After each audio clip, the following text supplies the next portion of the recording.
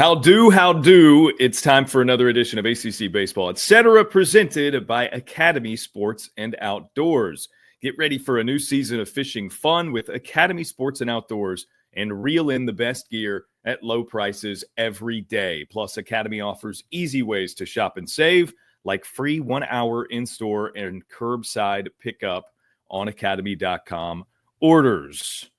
Happy Tuesday. I'm Daron Vaught. No gravy this week, but that comes with good news. Bradley Smart is here at Friday Starters. Gravy's got, you know how they do opening day for MLB at Cincinnati Reds games. They often bring in their former guys to do like a big bonanza of sorts. So I believe he's in Cincinnati this week. He's got some sort of MLB opening day responsibilities. But anyways, Bradley's here in Danny's stead. We're going to talk about what was kind of a wacky weekend in the ACC. First things first, though, Bradley, good day to you. How are you? I'm doing well. Thanks for having me. And I hope I can be a, adequate replacement to recap the weekend. Where would you like to get started? Because I've got notes here. We had an almost no-hitter.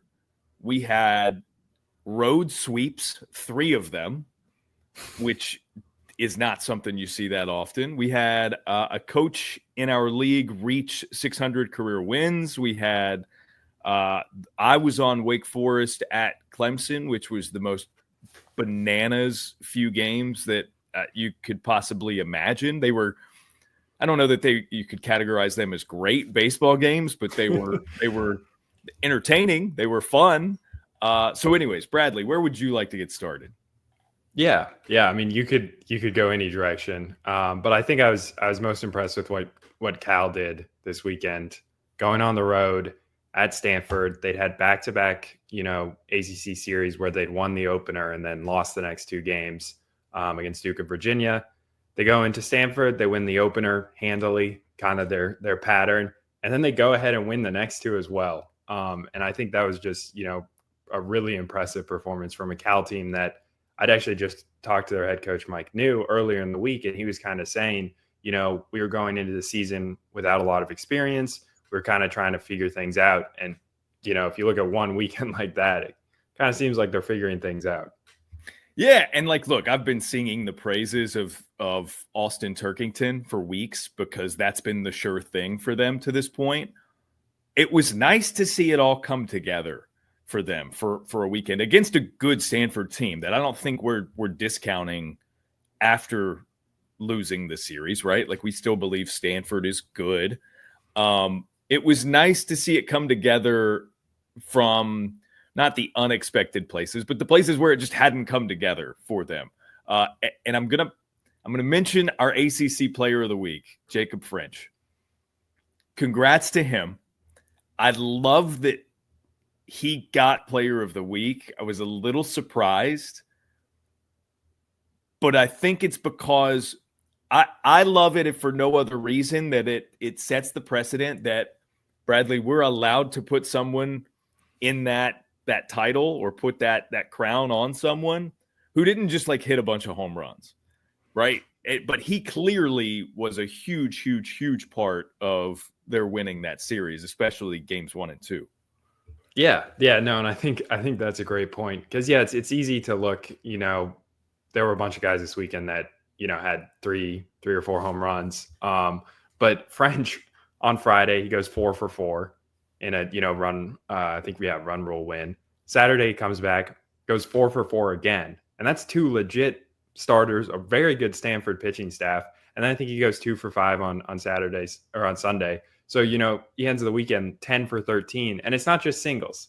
He has 2 doubles and 3 triples. So it's like, yeah, you could give it to the guy that hit 4 home runs or 3 or whatever. But I just think Stanford, Cal getting that production out of I think he's their 6 or 7 hitter. That was a huge part of continuing to add on against that Stanford line, Stanford rotation. Yeah. That's a fun. We've mentioned Cade Campbell before. He homered in the series I saw and hit pretty well. And Advincula and Moutsarides as their middle infield has been good. Maybe some of the numbers there could be better offensively for the year, but they played well this weekend. That's a cool series win. I'm glad you chose to start it there. Where were you? Hit a couple of games this weekend, right?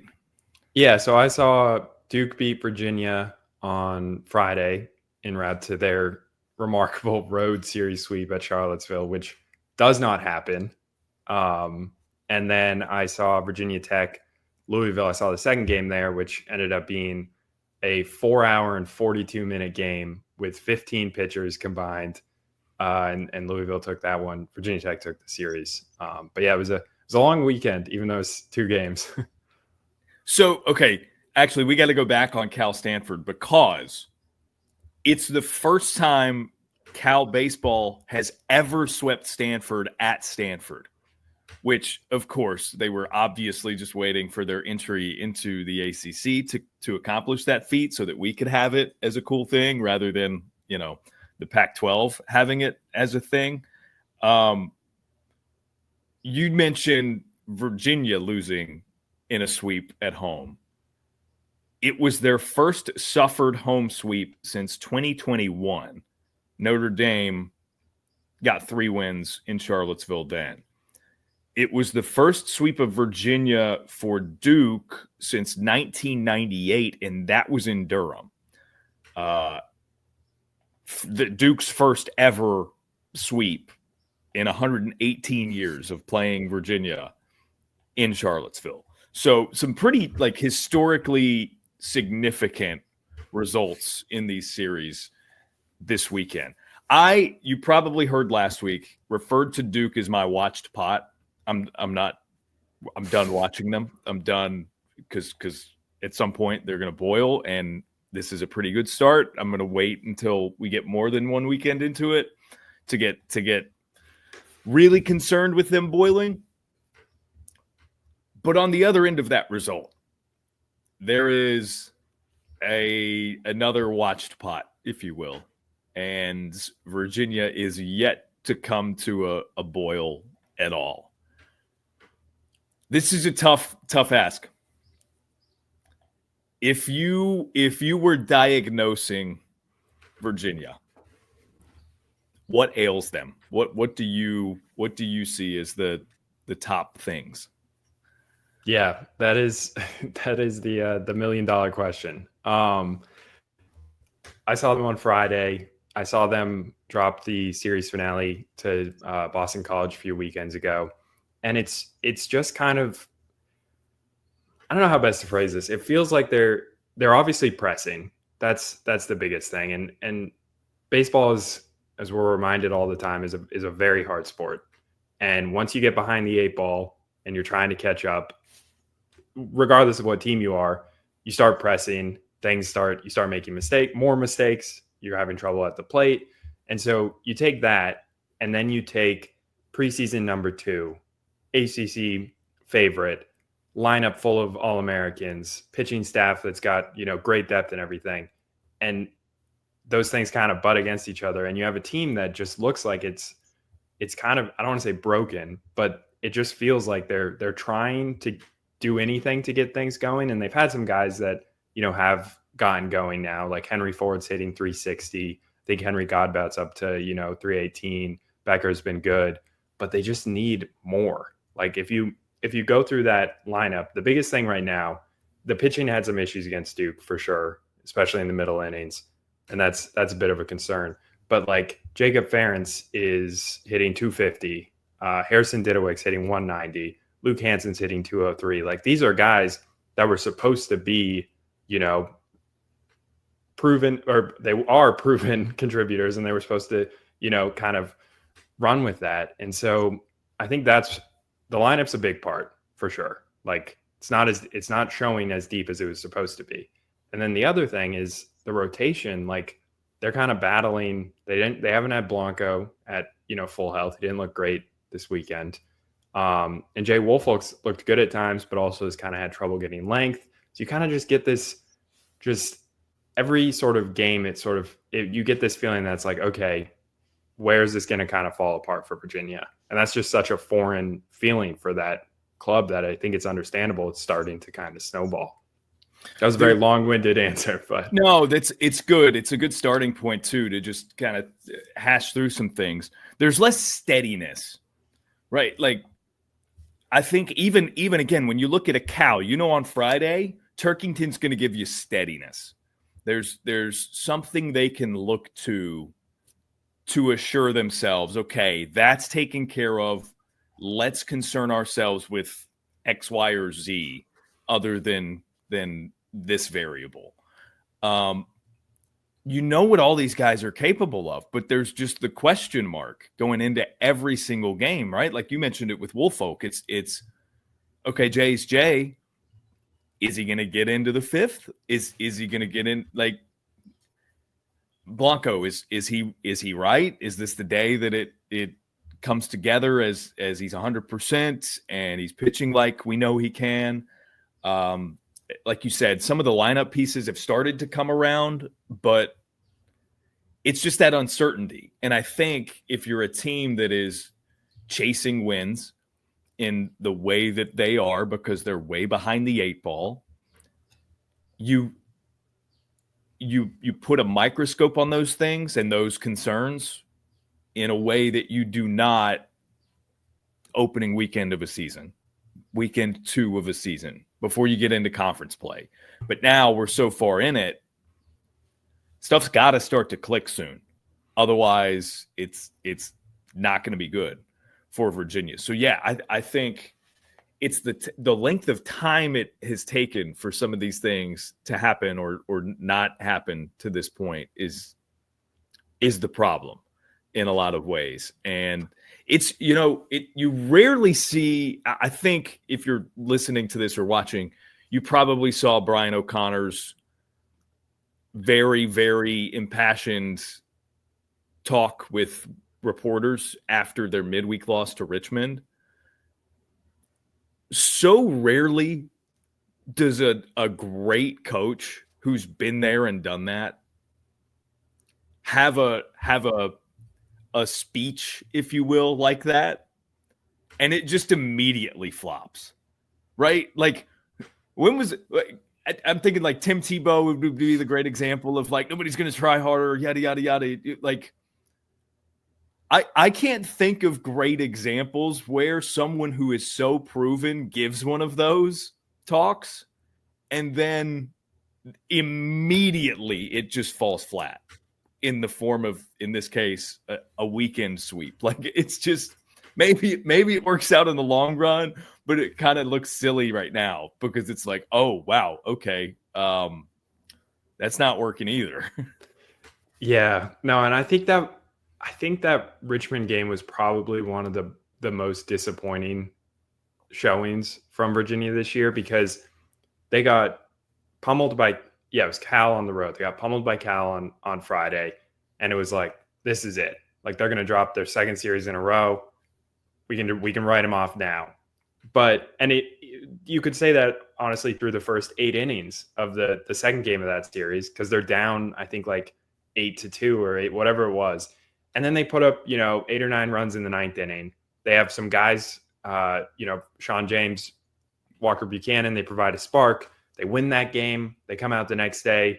I think they have a huge inning early, kind of coast to the series win. It's like, okay, this might be like a turning point. Like, they're going to click it into gear. Like, this is promising.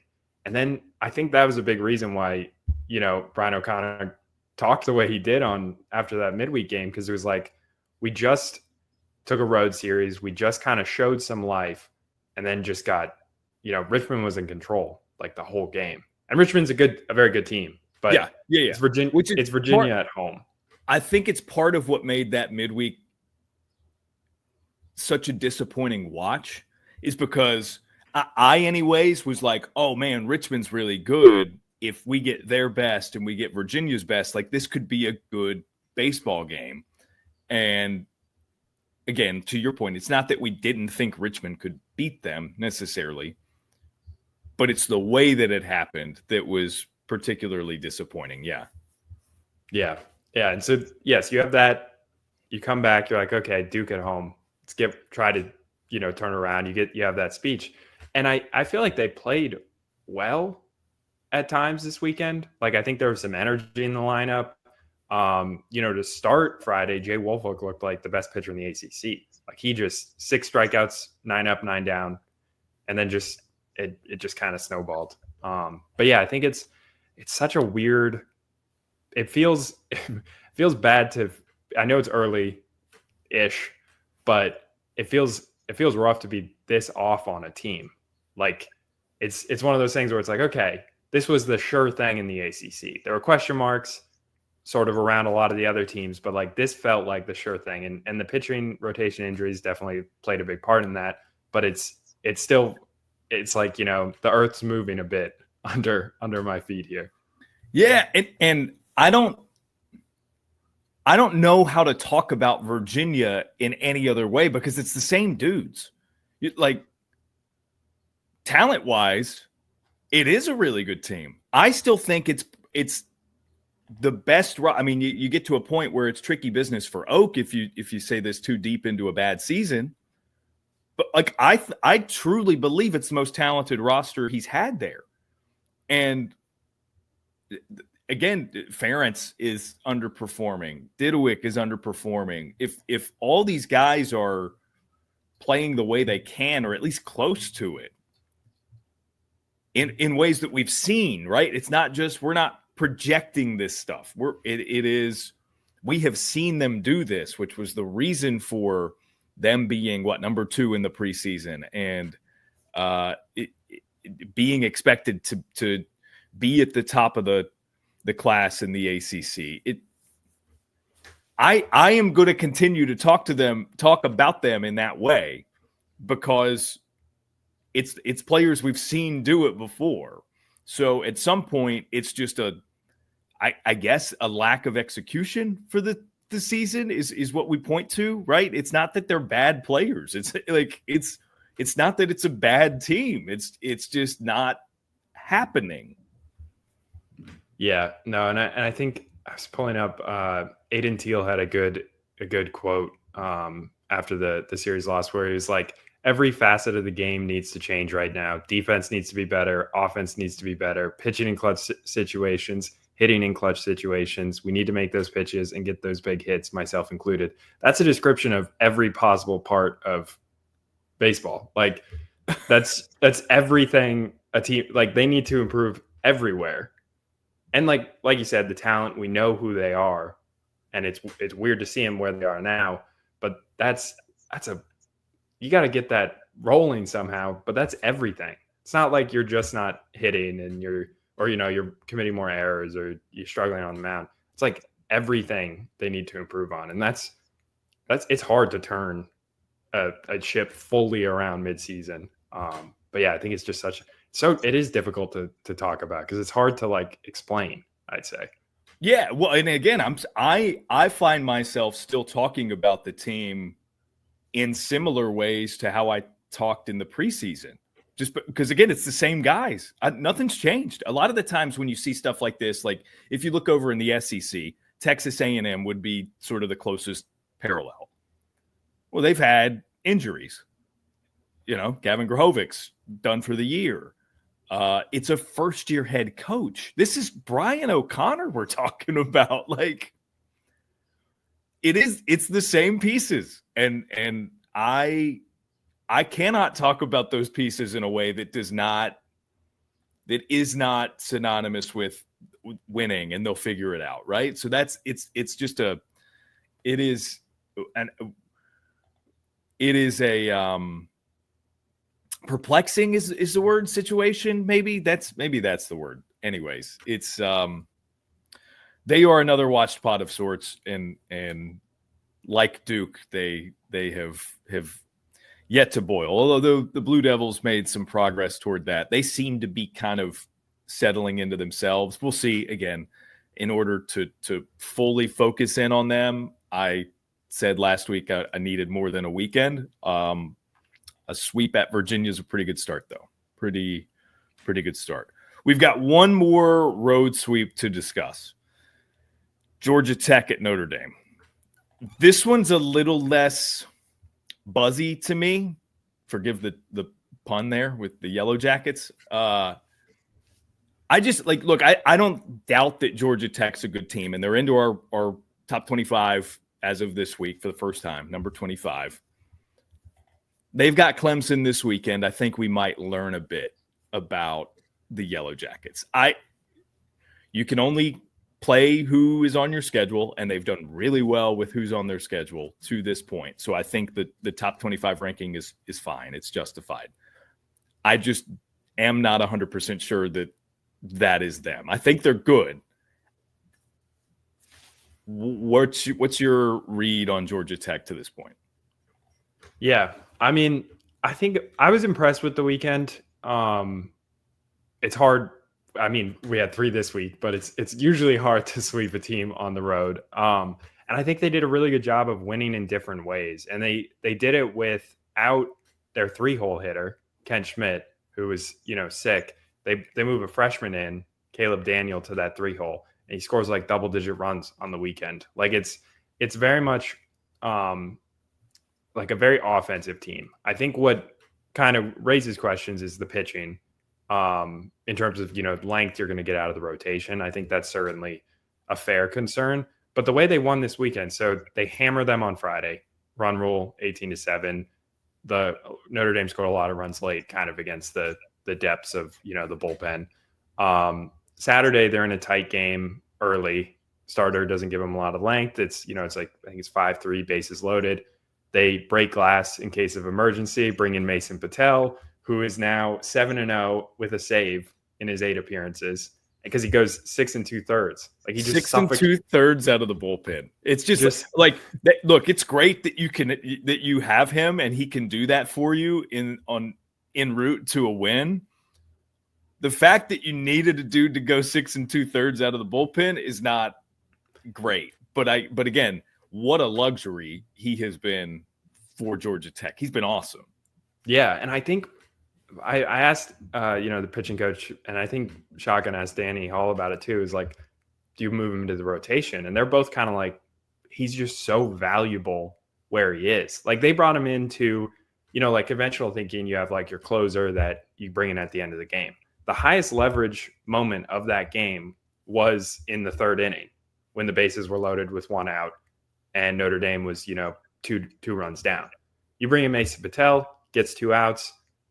Whatever he does after that, he did his job. And then, of course, he goes 6 innings after that, and they take the win. But I think it's just so interesting to see like that usage where it's like, this is the moment where we need to hold them. Like if we're going to win this game, we need to hold them. He does that. They end up winning, I think, 9-5. And then they again are in a game on Sunday, which Notre Dame's been kind of good at hanging with teams on Sundays. They obviously beat Clemson, but pulled away against the bullpen. So I think this Georgia Tech lineup I love, and they scored a bunch of runs this weekend with Drew Burris not having a great weekend. So it's like there are so many ways they can hurt you, and so I think they'll match up with most offensively. I do think the pitching, once you get past some of those, like Tate McKee's good on Friday, Mason Patel's a weapon, and they have some good relievers as well. But it's once you start getting into that depth, what do we kind of get? And I agree completely. Clemson is going to be a huge, what do we have here? For sure. Even though, and this is the way Clemson, and we'll get into their weekend against Wake Forest. I don't think, especially with Georgia Tech's offense being what it is, they're not going to be lopsided games, even if it's a Clemson sweep. Right. Like I think just given the way Georgia Tech hits and actually the way Clemson hits, which is not overpowering, I think they're probably going to be close games. So even if Georgia Tech were to get swept, and again, this would be another road sweep for us to talk about next week, if that is the case, because it's in Atlanta. Even if that was the case, I think that the results are going to look pretty competitive. We'll see. We'll see. I mean, again, given the way Clemson plays and likes to win, Clemson's not been on the road so far this year. So that could offer a wrinkle that favors Georgia Tech for sure. They could find themselves on the winning side of some of those close games. And that kind of, I don't know, that might change my tune a little bit when it comes to Georgia Tech. Again, it's not that I don't think that they're a good team. I just haven't seen it against another good team to this point. I will be watching Clemson at Georgia Tech pretty intently this weekend. They're interesting. They're interesting to me. Anyways, 3 road sweeps. That's a big weekend. That's a big weekend already. North Carolina got a much-needed series win, as did Virginia Tech. John Sheff, 600 career wins. Congrats to him. Which of those was bigger in your mind? I think it's Virginia Tech. I think North Carolina really needed that weekend for a lot of different reasons. First series win in the ACC. I think there were some concerns out of that weekend as well. But I think Virginia Tech had perhaps the most maddening 2-weekend start of any team in the conference, because they dropped series to Georgia Tech and NC State. And in their 4 losses, they took a game in each series. In the 4 losses, they, I think, had a win probability at some point, thanks 643 charts, over 60% at some point in the game. Like, they had leads late, they had leads early, they had chances to win, and they lost all of those games. And it raised a ton of questions about the bullpen, which is, they lose a starter they lose a starter at the end of last year to injury. They lose a starter early this year to injury. They're kind of battling through all kinds of different things, trying to piece together innings. And I think Louisville, on paper, that's a really tough matchup for that group. But Brett Renfro shoves on Friday. They lose the marathon game I was had on Saturday, but they come back and just hammer their way to a series win. And you got to win your home series. And they lost that one to Georgia Tech, but I think this was a really good point for them to say, okay, yes, we can. This was a ranked series win, and it was a good one. And I think there's still questions, but I think it was a really impressive. The Saturday game was brutal on the mound, and then they come back in 11-4, some late runs, but big. I think it was a big series win for Virginia Tech. Yeah, I have this theory now because we talked about Duke and UVA. So Duke sweeps UVA, knocks them out of the rankings. Louisville gets ranked, and then Virginia Tech gets them. I think there are, if we had to tier the league, there's like a B and C tier where I can see it already. The teams are just going to bang on each other and kind of keep each other at that level, while, whatever your A tier is, it's Florida State, it's Clemson. Even we had some inner A tier combat with Wake and Clemson this weekend. North Carolina's kind of found themselves in that B tier where they trended A tier for most of the beginning of the season. Anyways, it's just like, okay, it's going to be whatever these 2 or 3 teams are at the top, and then everybody else kind of just like fighting amongst themselves down here, which isn't a bad thing. I think it's overall a pretty good thing for the conference, because most teams are like base level good at the very least and competitive. So I just thought it was funny, given the couple of series results that we had, that's how that went. But you're right. Big for Virginia Tech. Louisville's going to be fine, right? And that's the best part about some of these results is you can look at the losing team, and not the case for Virginia, as we just discussed for a while, but you can look at the losing team and be like, okay, they're still good. We still think pretty highly of them. They are still having a good season. It's just somebody's got to win. Somebody's got to lose every weekend. So I thought it was a good weekend for Virginia Tech. I'm happy for Sam Tackett. that's a guy that if you listened to the preseasoning interview that I did with John Sheff before, not this season, but last season, he mentioned Tackett as like, oh, this dude's due. It's coming. Like, he's a really good player and it's going to happen for him. And it did the opposite at the beginning of last year. He really struggled. So he was a year ahead on the prediction or calling it with Sam, but he's a huge piece of that lineup this year and had a big weekend this weekend. And it's just it's a cool story. It's good to see him having the success that he's having at the plate. Yeah, no, I love watching Sam Tackett play. He gives off this confidence right now when he goes in, and this happens when guys get hot, especially when they're hitting for power. Because I was down there for the Saturday game and he homered in that one. He walks up to the plate and it just kind of feels like he's gonna hit one, and it's that you kind of get that feeling throughout the whole park too. And the wind was kind of blowing out, but he does not get cheated often. And I think it's really great too that what you said about John Sheff was he's been the like inter squad all-star. Like, he's had great falls, he's had great preseasons. He's just never been able to sort of translate it. And I had a really good talk with him a few weekends ago, and he's gotten stronger. He's gotten faster. He was a first baseman, infielder when he came in. He's now playing outfield and making diving catches. Like, it's just a complete, it's a full picture of here's a guy that has worked so hard, stayed at a school where he was not getting playing time, stayed there all the way through, and is now, finally breaking out. So yeah, great story. You could say, Bradley, that Sam Tackett has upgraded his swing.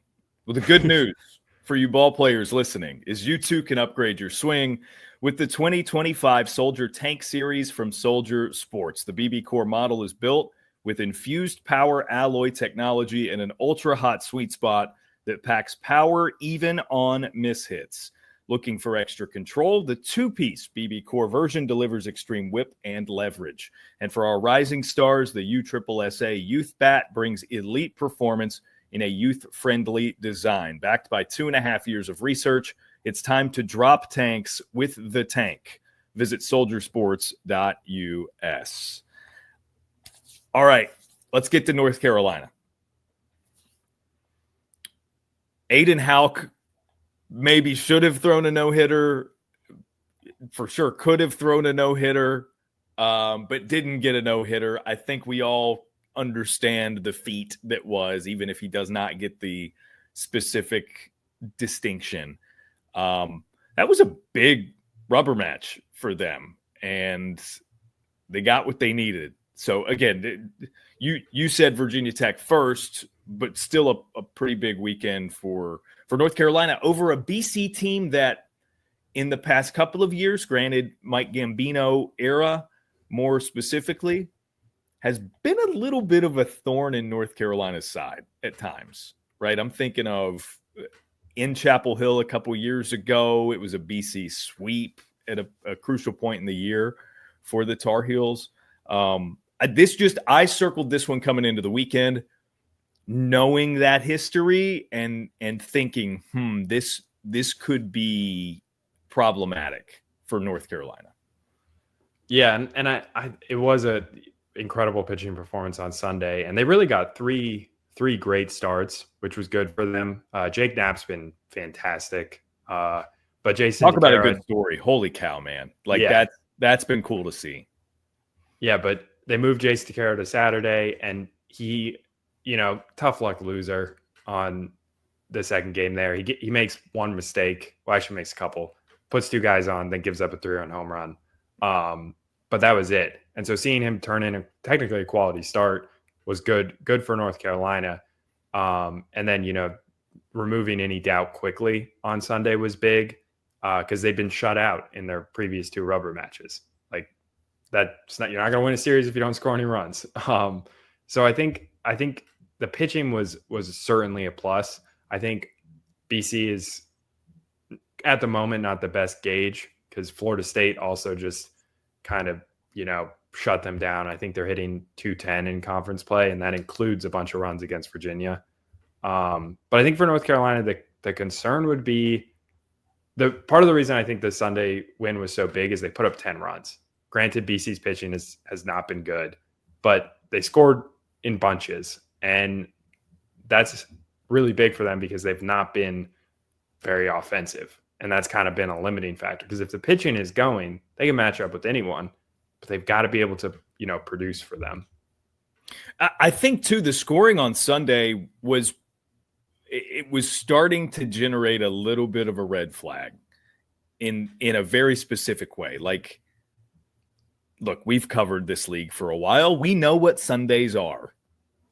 You should be able to score runs on Sundays, right? That's typically how it goes. And if you're not, God, man, if you can't score on a Sunday in the ACC against a BC or whoever, where the pitching kind of falls off after the first couple of days of a series, you're not going to have much success in the league, right? Like, I think you pointing out the Sundays, it's a very specific concern that we've had for North Carolina.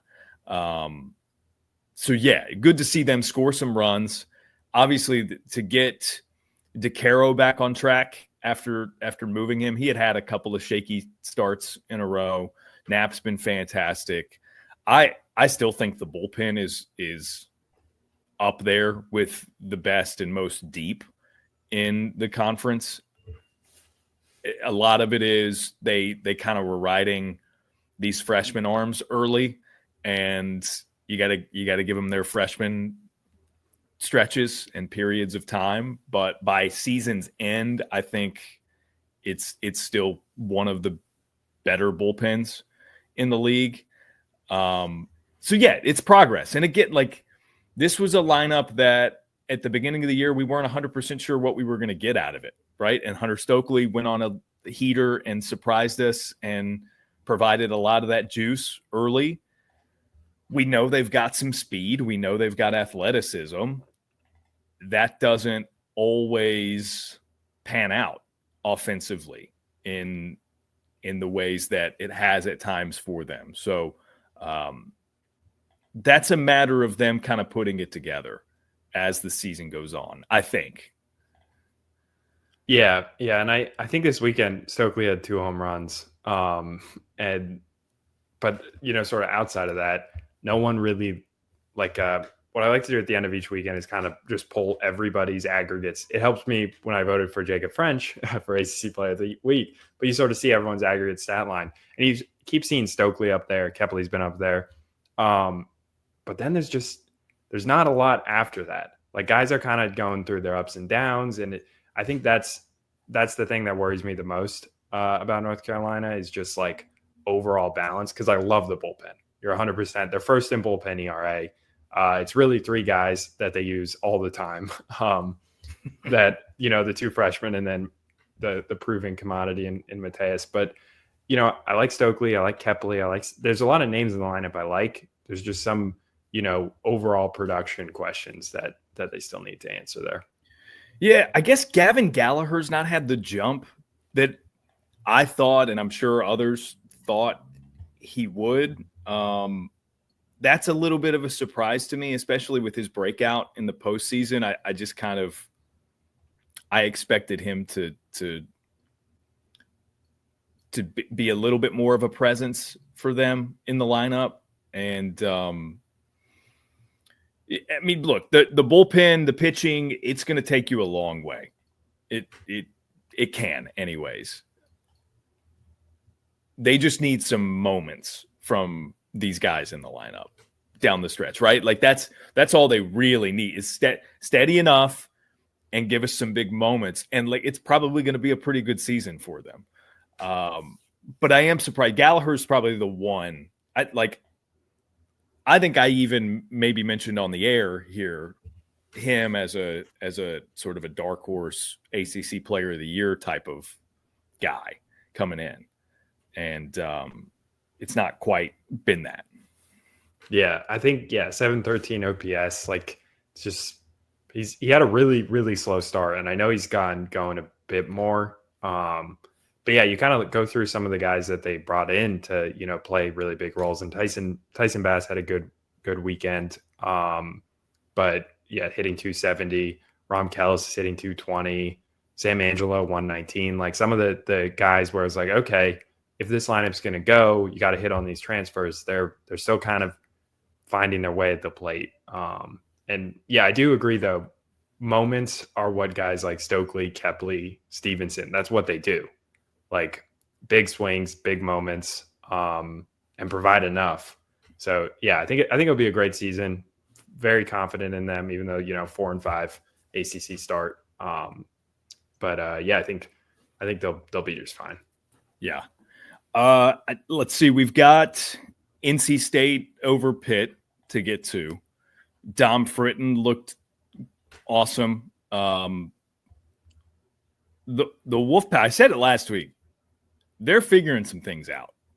They have smoothed out the wrinkles in a big way, and they're getting a lot more consistency offensively, a lot more consistency in the starting rotation.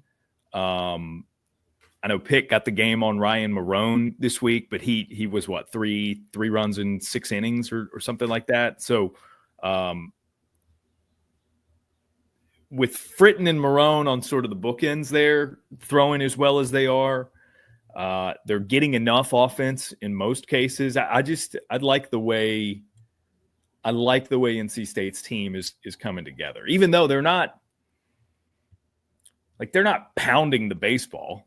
Really, Chris McHugh's their team leader in home runs. He's got 5.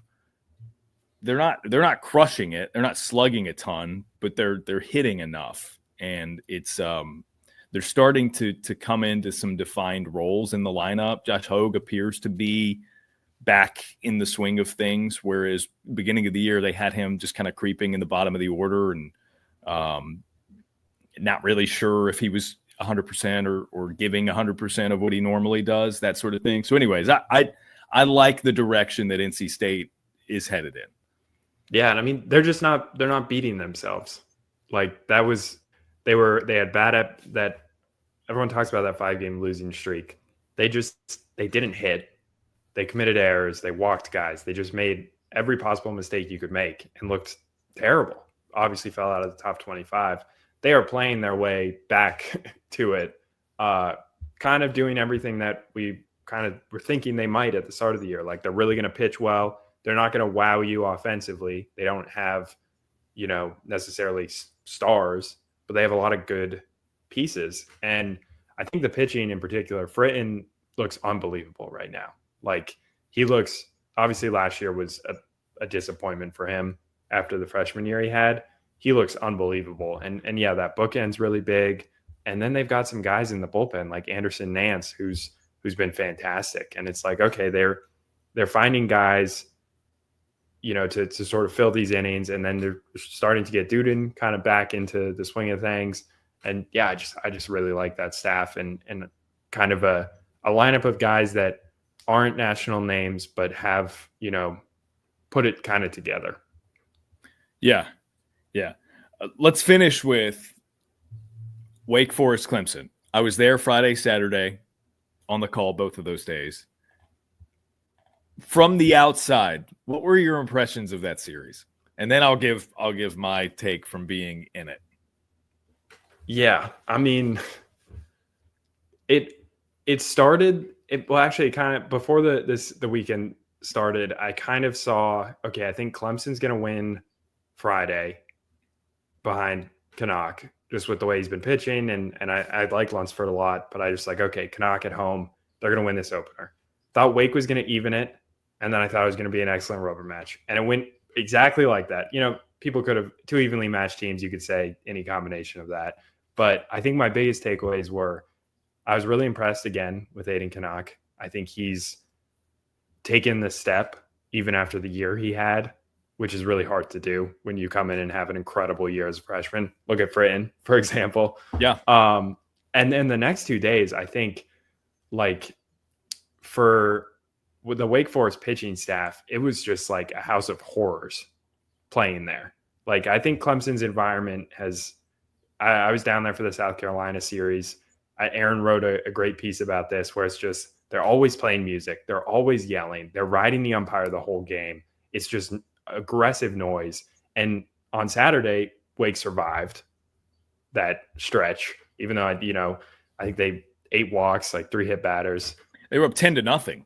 Yeah, almost 12-10. And Clemson never drew it even, but it was like every time Clemson got it to 10-8, and then Wake Forest's next time up, they got a hit that drove in a couple of runs, so they extended it to 12-8, and then Clemson got 2 more, and then Josh Gunther in to close it out, like, hit the bowl with a pitch and allowed both runners to move into scoring position. Like, it was as stressful as a win could be for Wake Forest on Saturday.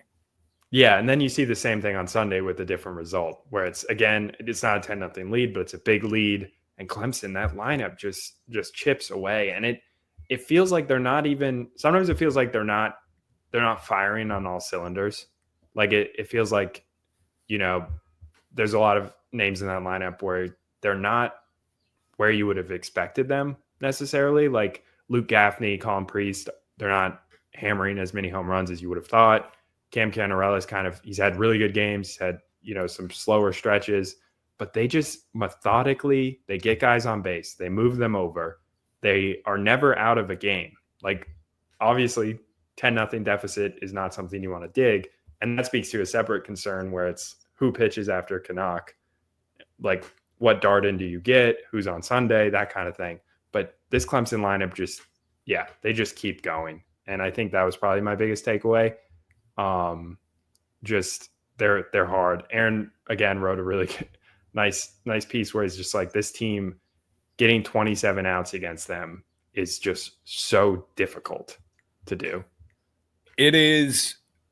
I had someone, I tweeted about it after they got the series clincher, and someone, presumably a Clemson fan, responded to that and just mentioned that consistently under Eric Bakich, the sum is greater than the parts. And it's 100% true in that way. Like, Cannarella's not setting the world on fire right now. He's fine. But even I was there during the midweek against the Citadel where he was 5 for 5 at the plate. Even then, it's kind of like nice and easy, punch a ground ball through the open side of the infield. He's hitting a little too much ground ball for me right now, and I think the Clemson coaching staff would say the same thing, that that's what he needs to get out of. However, I was told in Clemson that it's been a weird wind year at Doug Kingsmore Stadium, and I saw a little bit of it over the weekend in that there's this typically, you've got those grandstands over in left center field there. That is just like a jet breeze. It is, if you put it up in there, it's going to go and go and go past the seats, and it's going to leave the yard. And I've seen it happen that way in previous visits. The wind, for whatever reason, is like in this kind of like twirling state where it's a lot of left to right.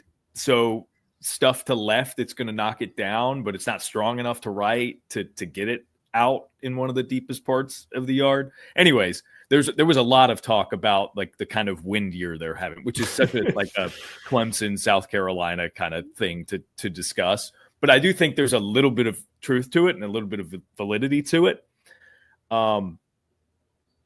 That said, they're not slugging the way that a Clemson team might normally slug it. I mean, like, Josh Pano is not a booming hitter, and he's their team leader in home runs with 5.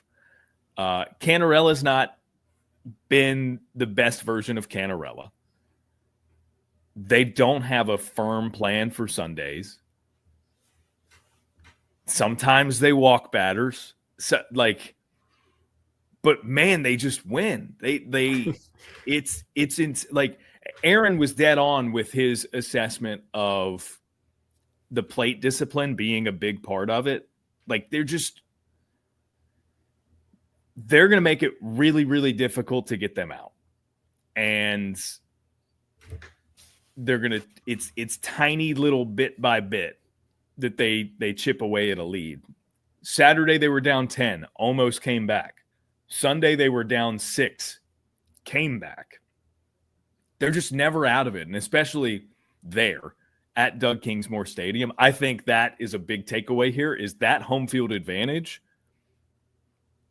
could be so advantageous if, when they find themselves in a situation where they're hosting a regional, potentially a super, it could be a big deal for them.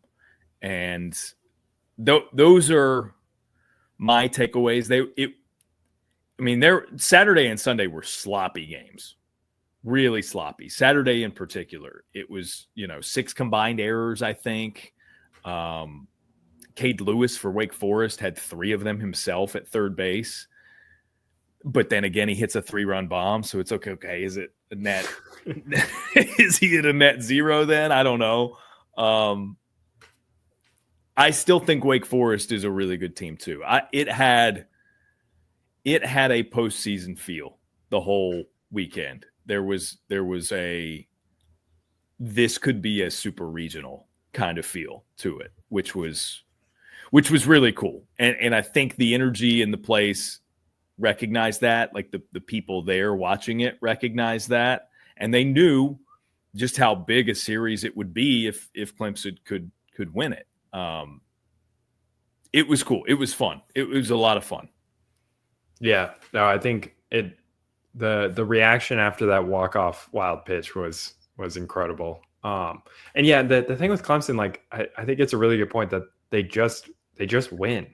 Like they're 13th, I think, in the conference in home runs, which is kind of surprising when you consider what they've done in the past, but also not that surprising when you look at some of the guys in their lineup. But they're 4th in on-base percentage. Like they get on base, they move guys around, and yeah, I think it's and on the flip side for Wake, like that bullpen had to do a lot of work in a really, really tough environment, and it's not surprising that they could not get all of the outs in that last game. They had to work incredibly hard on Saturday just to get through that game, and then some of them come back, and you don't get necessarily the best results on Sunday. But I think Wake's going to be fine. I think it was also they played that weekend without Ethan Conrad in the lineup, which I think is pretty significant, and hopefully they get good news on him. Yeah, that's worth noting. It's also worth noting, to whatever degree you find this significant, we were told Logan Lunsford had dealt with like a gastro bug earlier in the week, and that might have had an effect on the beginning of his start on Friday. After the first inning, he was really good right there with Canuck. It was a fun, like, pitcher's duel of sorts, but he walked his first 3 batters of the game. He had not walked 3 batters in a single game all year. Walked the first 3. They come around as part of a 4-run first inning, and then you just kind of spot the other team. I can't – you mentioned the on-base percentage. I cannot let this finish without mentioning that Dom Listy is one of my favorite players in the ACC.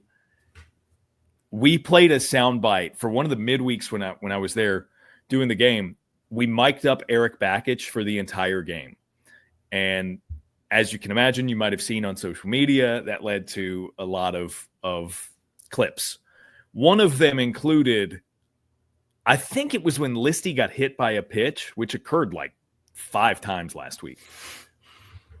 Bakich just like jotting down on his clipboard, and as he's scribbling, he just says, "That guy's obsessed with getting to first base. I love it." And it is the perfect summation of Dom Listy. It's incredible that guy finds ways on. I mean, he's if you need to get someone on right? Just like it's not okay, get a hit and send a game-winning run in from second base.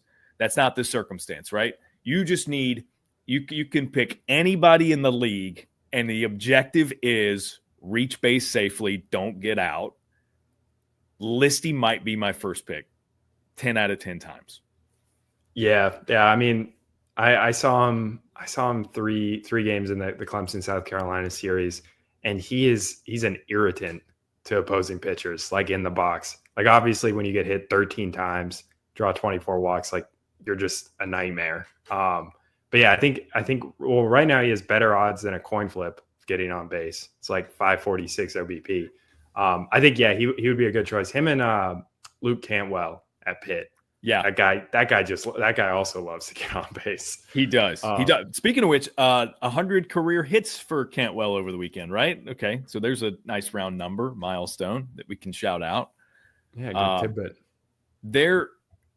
They're great. This was again my first time seeing this Clemson team in person.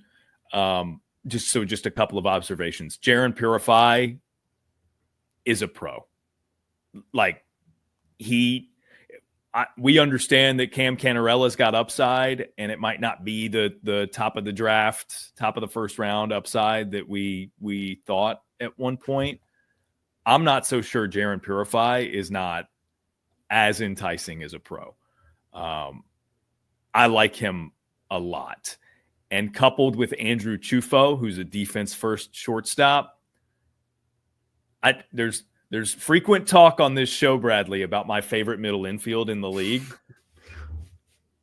They are on the heels of Lodis and Faroux at Florida State. It is still the Seminoles' middle infield, and probably pretty firmly. It would take a lot for that to not be my favorite middle infield anymore. But I liked watching Chufo and Purify a lot. That was fun. Yeah, they're a great pairing. Chufo's unbelievable. Purify's very good defender. Chufo, he can win a game just with his glove. Like it's insane. Well, and they've got Josh Pano at third too, who's an incredible defender, basically another shortstop on that left side. And that's part of Clemson's thing, is like doing the little things. They play good defense most of the time. Cannarella goes a long way in that conversation in center field, right? He makes every play. It was a good series. It was not necessarily always good baseball. It was a really good series, and that is it was a fun way to take in the marquee series of the weekend for the ACC. It was good. Yeah, and I have to mention one more guy on Clemson before we move on. Lucas Malstead is potentially one of my favorite relievers to watch. From the slot he comes at, to have 2 walks in 21 innings is unbelievable. Like he has no business throwing from that angle, and not, you see those guys all the time yank pitches. He rarely does, which is crazy. I think the other thing to consider with Malstead, who leads the country in saves, the other thing to consider with that arm slot and the absence of walks there are humans working games behind the plate. It's a weird arm slot. Sometimes you're just, as an umpire, not dialed in to that arm slot, and you can call it a little weird, right? Like we see it all the time. To not get called weirdly with a weird arm slot, I think, is an accomplishment and a credit to Malstead. He's fun to watch. He really is. And it's a sure thing on the back end for Clemson. He was a nominee for ACC Pitcher of the Week because he got the save in game 1, 4-out save in game 1 of the series. And then he came in game 3 and got the win for them ultimately. He's a big piece of what they're doing. Yeah, definitely. And that's part of what, as they sort of figure out those Saturday, Sunday start, like Daron, I think is better than obviously what he showed. But as they sort of sift through, like, what do we do on Sunday? They're second in bullpen ERA this year. Like they're bringing out a lot of guys. They're also getting guys healthy that are expected to kind of throw more. So yeah, a lot of upside in that Clemson bullpen. Yeah. Awesome. A lot of upside over on ACC Extra. So get your subscription, get dialed in. It's the perfect time of year. We're like midway through the regular season. Weirdly, that's crazy how that happened. Where are you headed this weekend? I've got a fun weekend in store. I'm going to see half the ACC in 4 days. So we'll see.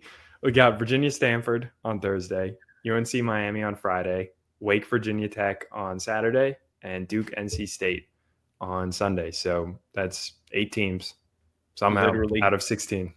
Literally half. I love it. Okay. Nice. All right. I've got Miami at North Carolina. So I'll see you on Friday, it sounds like. Yep. Yeah. That should be a good one. Excellent. That'll be fun. I'm intrigued. I continue to be intrigued by Miami. We've talked about it. And we didn't even get to Florida State. Sorry. I say this every other week. It feels like sometimes when things are like status quo for your team, we might not get to them. It had totally escaped me that we didn't talk about Florida State, but that was a little bit of a wacky series. Seminoles continue to be really good. And I think Miami, and we can make this quick because we're wrapping up, Bradley, but whatever you want to chime in here, Miami is capable. And I think that's it. Like that's period. Miami's capable, period. Whether or not they win games is kind of like it's remains to be seen for any given series. Yeah, I think that's I'll also keep it short. That is a fair description of them because, coming into the weekend, Florida State, Arnold, Bellini, Mendez, 3 great pitchers. Arnold and Mendez give up, I think, 13 runs combined. Just bizarre. But Florida State's bullpen picked up the slack, ended up taking, 2 of 3 from them. They're going to be fine. I think it was one of those weekends where just Miami jumped on them on the road. But yeah, Miami's perplexing as well. I love it. I can't wait to see them in person, and I can't wait to see all the other games. So thank you for joining us. Thanks to Bradley Smart for filling in so admirably for Danny Graves, and enjoy the games. We'll see you next week.